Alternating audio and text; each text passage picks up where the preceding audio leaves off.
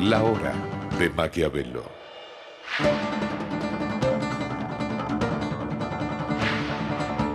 Para conocer a los que están detrás del poder.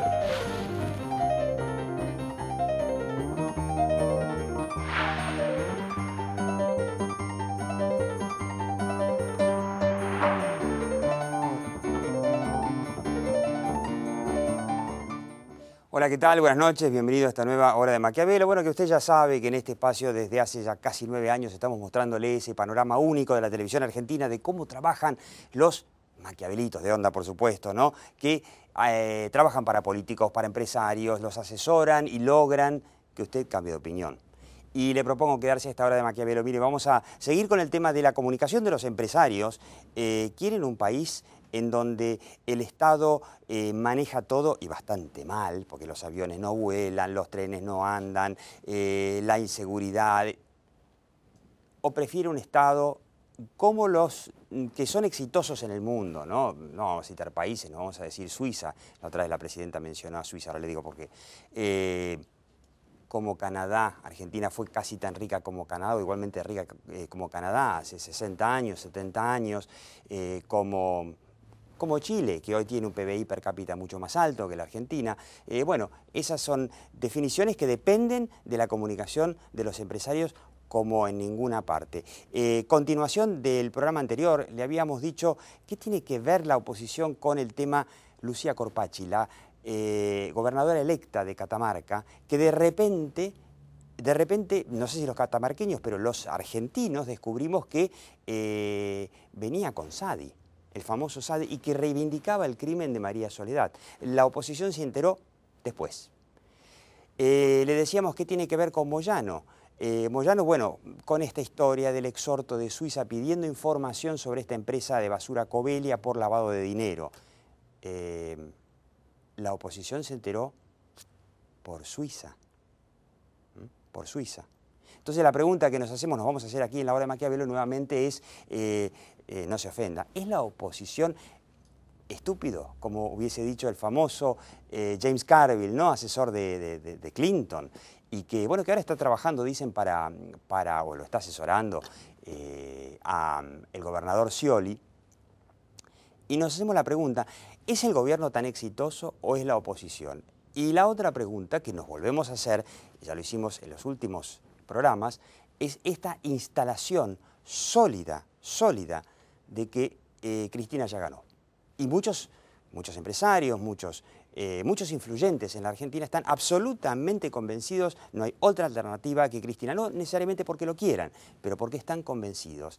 Y hasta ahora tuvimos la prueba de por qué sí. Habrá una prueba de por qué no. Escuchémosla a Lilita Carrió, que es lo que decía hace pocos días en el programa, creo que a Dos Voces en TN. La estrategia de comunicación del gobierno es decir, muerto el líder, desarmado el PJ, porque el sindicalismo está por un lado, en tensión con Scioli, vamos a sustituir esta muestra de fragmentación por una muestra de invencibilidad. Y se lo están comprando todos. Y la verdad, es así. A ver, es absolutamente falso. Es absolutamente falso. No puede ser que hace 2 semanas el poder se desintegraba y hoy hay invencibilidad.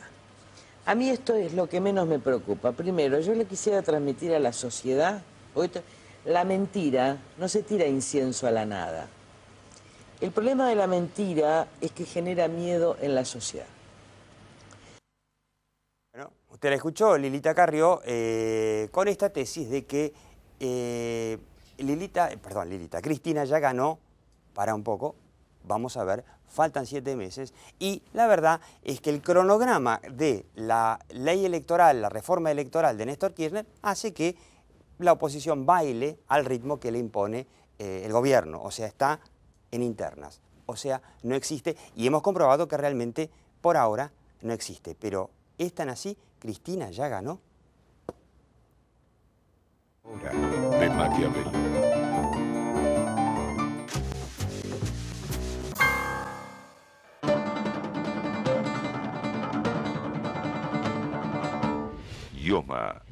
cuida a tu familia bien de cerca. Buenos Aires, la provincia. Edesur te recomienda: usa células fotoeléctricas para controlar la iluminación externa. No dejes artefactos o luces encendidas sin necesidad. Abrí la heladera solo cuando sea necesario. Programa tu acondicionador de aire en 24 grados y apagalo cuando no estás en tu casa. Usar responsablemente la energía eléctrica cuida tu bolsillo y preserva el medio ambiente. Edesur, con la energía de su gente. Una palabra puede cambiar su futuro. Antes de firmar, consulte a su escribano de confianza. Es un mensaje del Colegio de Escribanos de la Ciudad de Buenos Aires. Créditos hipotecarios del Banco Ciudad. 20 años cuota fija y los últimos 3 años de regalo. Informate 0822 20400, www.bancociudad.com.ar o en cualquiera de nuestras sucursales. Banco Ciudad, te quiere ver crecer.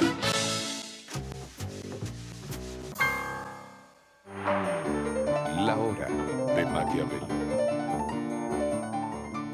Y bueno, antes de empezar le muestro, última edición de la revista Imagen, trataremos de mostrarla acá. Adrián es un capo para ese tipo de cosas, ahí está. Con temas que tocamos aquí en la hora de Maquiavelo y que, por supuesto, le recomendamos.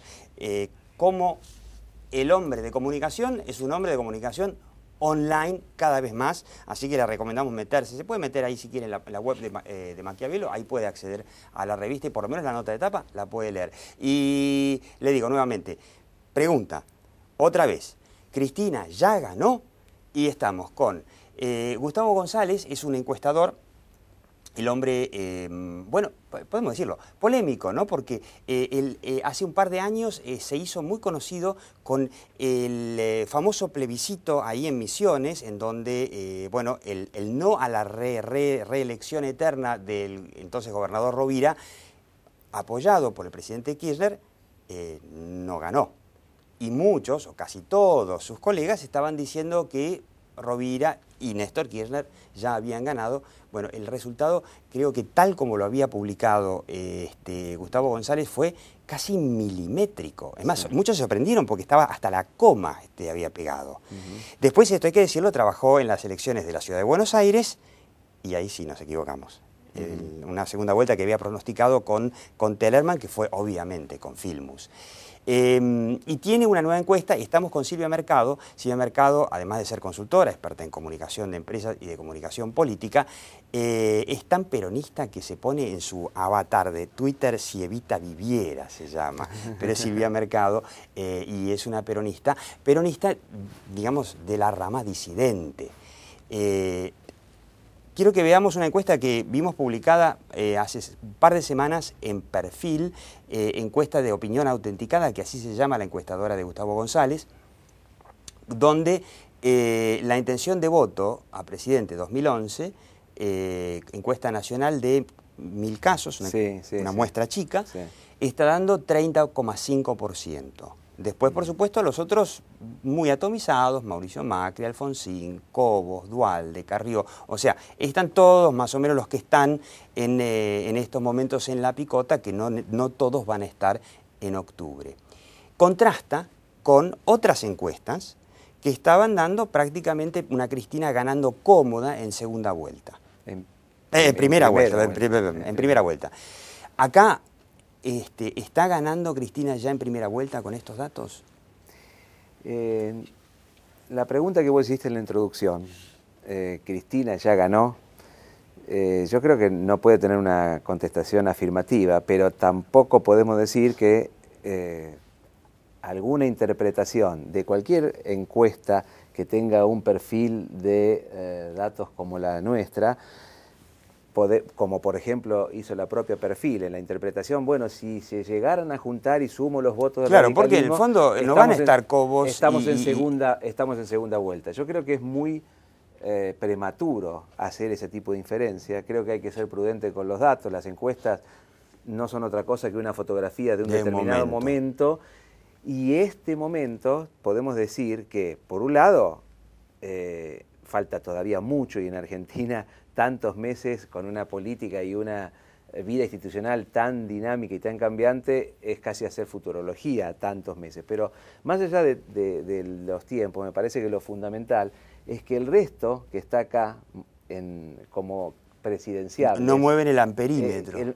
No, iba para otro lado. Salvo Cristina Kirchner, que desde la campaña oficial y desde mucha publicidad institucional, que finalmente en la mente de los votantes es entendido como fortalezas o debilidades, y en este caso lo que muestra son fortalezas, podemos decir que Cristina ya está en campaña, mientras que todos los demás están muy lejos de estar en campaña. Y yo creo que ese es el punto.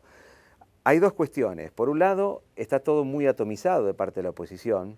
Entonces, hay algunas, por ejemplo, acá tenemos a Alfonsín con el 11%, a Cobos con el 8% y a Ernesto Sanz con el 2,5%. Eso es probable, vía hipótesis que hacemos los analistas en política, los encuestadores, cuando decimos, bueno, ¿cuáles serían los escenarios? Eso es probable que pueda ser entendido como sumable. Claro. Ahí tendríamos un 22%, de lo que en algún momento en la elección del 2009 se llamó el panradicalismo, ¿sí? Además le sumamos los votos del socialismo a este radicalismo puro expresado por estos tres candidatos. Después también es sumable Duhalde con Rodríguez A, con Das Neves, si entendemos a esto como ideológicamente... Y después por ahí sería sumable eventualmente con Macri. Ahora, lo que no... Bueno, ahí yo tengo... Ahí ya es una hipótesis más osada, que esto para el ciudadano, para el votante, sea percibido como una opción... es una unión más ecléctica, digamos, ¿no? Es una... Pero yo te voy a la siguiente pregunta. Una de las críticas que se hicieron a esta encuesta fue la cantidad de indecisos. Decían, no, 11,7% de indecisos. Muchos de los colegas tuyos que dicen, yo tengo 20. Sí. ¿Cuántos indecisos hay? Mira, en nuestra experiencia, nosotros tenemos 20 años de trabajo en encuestas políticas y en encuestas para empresas, pero específicamente en encuestas de opinión pública. El número de indecisos depende cómo sea el recorrido del cuestionario, va a reflejar realidades distintas. Nosotros, como muchos otros consultores, hacemos la pregunta por intención de voto, conjuntamente con otras preguntas de diagnóstico de el panorama sociopolítico y económico que percibe la gente. Pero llegado al momento de la pregunta por la intención de voto, damos la lista de los candidatos y espontáneamente alguien expresa no sé, y ese es el clásico indeciso de la mayoría de los consultores. Ahora, en esa categoría de indeciso, nosotros siempre, en tantísimos años de hacer encuestas, tenemos números que no son altos. Es más, antes de comenzar yo te comentaba que estamos haciendo muchos trabajos en provincias, con muestras mucho más grandes, porque ahí sí ya provincias que van a elegir sus gobernadores ahora en junio, y el porcentaje de indecisos son del 5%, claro. 6%, 3%. Puede ser que algún colega... Espera que termine el concepto este. Entonces, desde esa categoría de indeciso, el porcentaje suele ser bajo. Ahora, es muy distinto cuando después le preguntamos al que sí nos dijo la respuesta, voto a Cristina o voto a Julio Cobos o voto a Lilita Carrió, ¿qué tan seguro está de su voto? ¿Podría cambiarlo o no lo va a cambiar más? Ahí es altísimo en nuestra manera de abordar el tema. Porque a la gente además le falta saber quiénes son y escuchar. Ahí está en el orden del 30%, es decir, te dicen... te eligen un candidato, pero después, ante la siguiente pregunta, porque el que eligió un candidato lo hacemos ir a la pregunta de la seguridad. El que nos dice no sabe, no contesta, ahí vamos a otro esquema clásico, claro, que es, ¿y a quiénes no votaría seguro, a quiénes probablemente sí? El 30% de Cristina es firme y seguro. O sea, ella tiene el votante más firme. Ahora, podrá ser, para terminar, si... que muchos colegas encuestadores que hoy están teniendo mayor cantidad de indecisos y te dicen, yo lo vi en muchos programas de televisión, te dicen, bueno, tenemos 20% de indecisos, hay que proyectarlos y con proyección de indecisos ese 30 se le suma un 30% de los indecisos, o sea, 30 del 20 sería 5 puntos más. Entonces ya automáticamente está ahí en 36 y bueno, y ya casi eso ganó en primera vuelta, casi.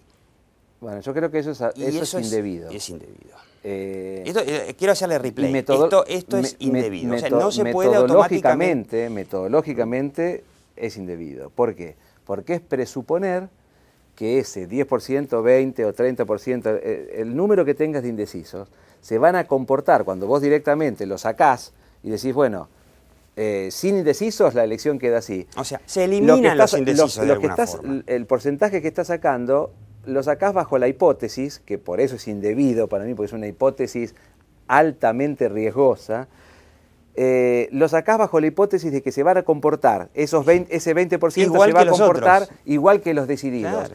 Y en la mayoría de los casos no es así.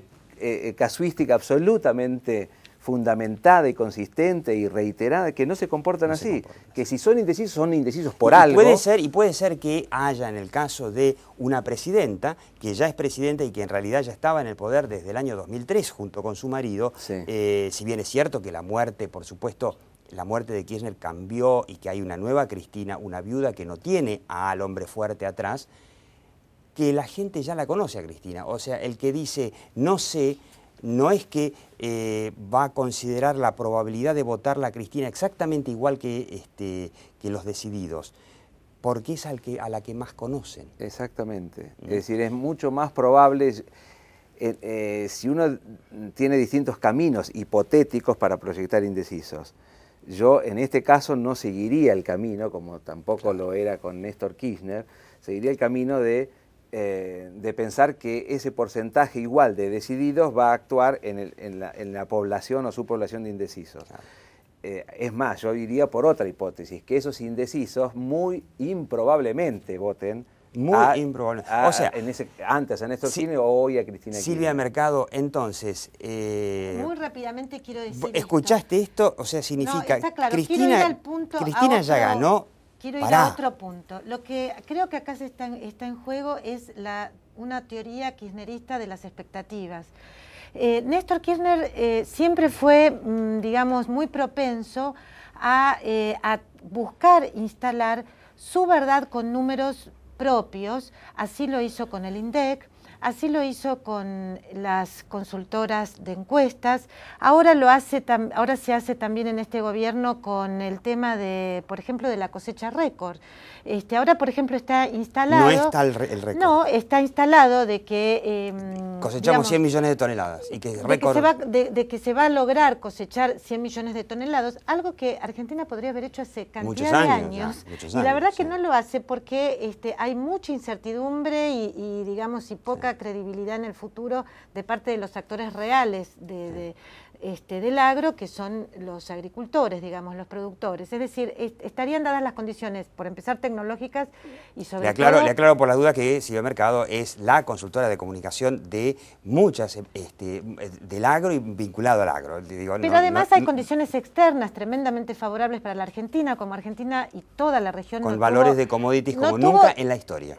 En toda la historia, digamos, y además sostenidos a lo largo del tiempo. Y sin embargo, ese número, digamos, ese récord de las 100 toneladas no se llegó, y sin embargo, desde el Gobierno Nacional se busca, desde una especie de teoría de la expectativa, instalar... Si todos decimos 100 toneladas, son 100 toneladas, aunque por ahí hayan sido 90. 100 toneladas. Incluso con el tema del INDEC y con el tema de la inflación, es muy parecido. Es decir, ¿por qué van contra las consultoras? Porque hay una teoría de las expectativas, digamos, una teoría kirchnerista de las expectativas, porque no es una teoría científica de las expectativas, que dice que si yo digo que no hay inflación, entonces no va a haber inflación. Esto es muy complicado. Esto, por supuesto, que sucede en una enorme cantidad de lo que pasa con También las es cierto encuestas. que la expectativa de inflación, al no ser creíble el INDEC, aumenta. Esto es verdad. Yo quiero ir a este punto, además de que esto, por supuesto, digamos, a ver, la realidad tiene sus reglas, por supuesto que la imagen y las expectativas tienen su rol, pero esto no quiere decir que anula la realidad. quiero ir a este punto. Néstor Kirchner estaba tan convencido de esto, de que las expectativas dominaban la realidad, que desde mi punto de vista es una visión, si se quiere, extremadamente autoritaria y por supuesto nada democrática. Parte del supuesto de que la gente va a creer lo que yo le diga. Y si yo tengo a muchas encuestadoras, a muchas consultoras y a muchos ministros de Agricultura que dicen que la realidad es esta, la gente va a creer esto. Esto no tiene nada que ver con de qué se trata realmente la comunicación. La comunicación es un fenómeno antropológico. ¿Esto qué quiere decir? Esto quiere decir algo muy sencillo, y es que la comunicación y los medios tienen algo de fallido. Es decir, los medios y la comunicación, por supuesto que pueden ejercer un rol de dominación sobre las personas, pero no alienan a las personas. Las personas no piensan lo que los medios o lo que la comunicación dice. Lo dijo que Perón piensa. en los años 70. Con todos los medios a favor llegamos, y cuando los teníamos todos comprados, dominados, intervenidos, ¿no? Se tuvieron que ir. Bueno, justamente por eso creo que algo sabías. Yo estoy haciendo una biografía de Raúl Alejandro Apol. Que el famoso Apol, que fue el Goebbels de Perón. Que fue el Goebbels de Perón, que dominó la comunicación. Te lo dice una peronista. Claro, me pone un poquito incómoda que digas que yo digo todo esto por peronista, o que soy disidente o que no lo soy. Creo que, digamos, yo lo que trato, digamos, primero soy periodista, soy analista, busco entender lo que pasa. Que sea peronista o no, me parece que es secundario a la hora de pensar la Argentina. Es decir, yo trato de ser lo más honesta posible con mi pensamiento y bueno, jamás se me hubiera ocurrido investigar la vida y obra de Raúl Alejandro Apol si no fuera porque lo que yo creía que estaba terminado, es decir, lo que yo creía que iba a ser este intento de manipular la realidad, nunca más iba a suceder. Lamentablemente sucede en el gobierno, en los gobiernos kirchneristas, y bueno, por eso voy a investigar cómo fue en el pasado. Te doy un pronóstico. El libro sobre Apol, para llamarlo bestialmente, el Goebbels de Perón, la primera presidencia, la primera etapa de Perón. Primera y segunda presidencia probablemente sea, sobre todo si sale antes de las elecciones, un boom editorial, y usted lo tuvo acá primero en la hora de Maquiavelo. Le agradezco muchísimo a Gustavo González de Opinión Autenticada. Bueno, una encuesta que dice, puede ser, puede ganar, pero Cristina todavía no ganó, falta mucho. Me metiste en cuestiones metodológicas, pero nos echan. Un segundito. Comparto en gran parte todo lo que está diciendo Silvia, y me parece que el modelo clásico de lo que está ocurriendo hoy con toda la comunicación y con el creer que las expectativas finalmente hacen la historia, lo tenés en Orwell, en 1984. A través del relato, la reconstrucción de la historia. ¿Cuánto nos están recordando 1984 de Orwell en los últimos meses y años? ¿No? Terrible. Bueno, Gustavo González, Silvia Mercado, muchísimas gracias. Bueno, éxito. Eso va a ser una pegada editorial total. En el próximo bloque, los empresarios. Es hora de que salgan a plantear qué Argentina necesitamos en el futuro para que vengan inversiones y este sea un país con desarrollo y un poquito más de progreso. No se vaya. La hora de Maquiavelo.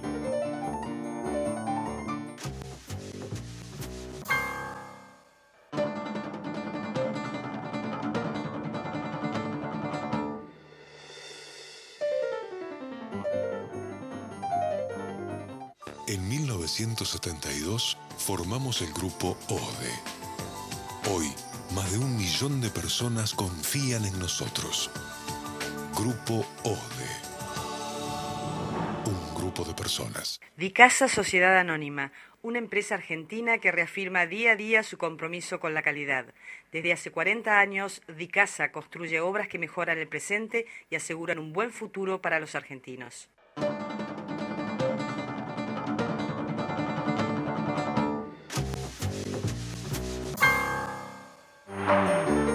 La hora de Maquiavelo.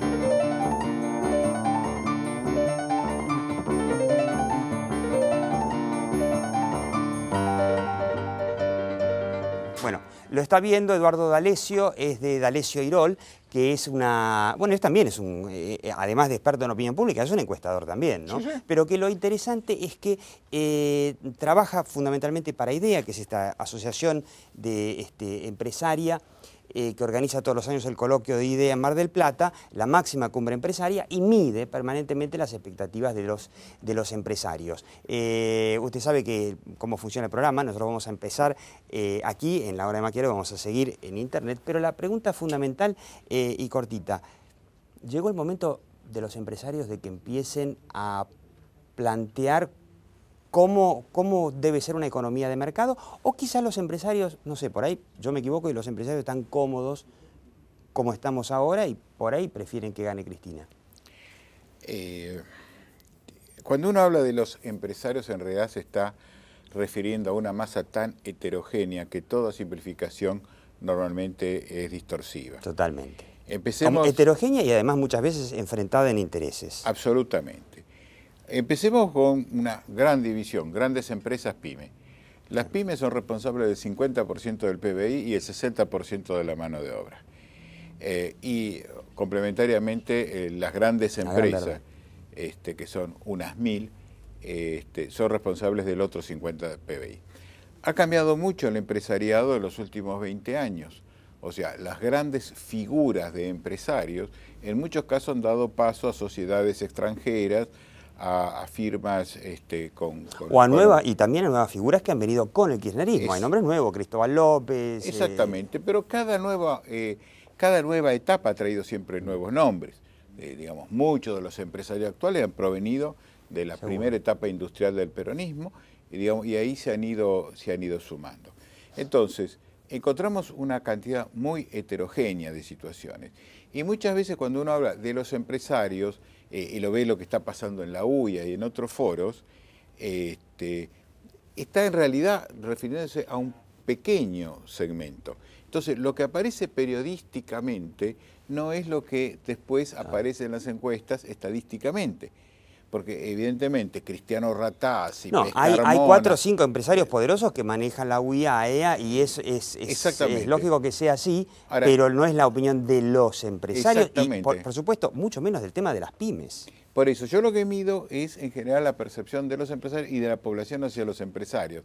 Entonces, esas declaraciones públicas, resonantes, etcétera, cuando uno las pone en esta masa, pasan desapercibidas porque no son estadísticamente significativas, ¿no es cierto? Entonces, cuando y muchos elementos que son de la opinión pública, los conflictos con Moreno, etcétera, cuando uno va al día a día de los empresarios, pasa a un plano casi inadvertido, bueno, ¿no es cierto? Me vas a contestar cómo ven los empresarios al gobierno y si no es quizá momento de que empiecen a decir, muchachos, nuestra visión de país es esta. Eso no significa que den un golpe de Estado, sino que digan.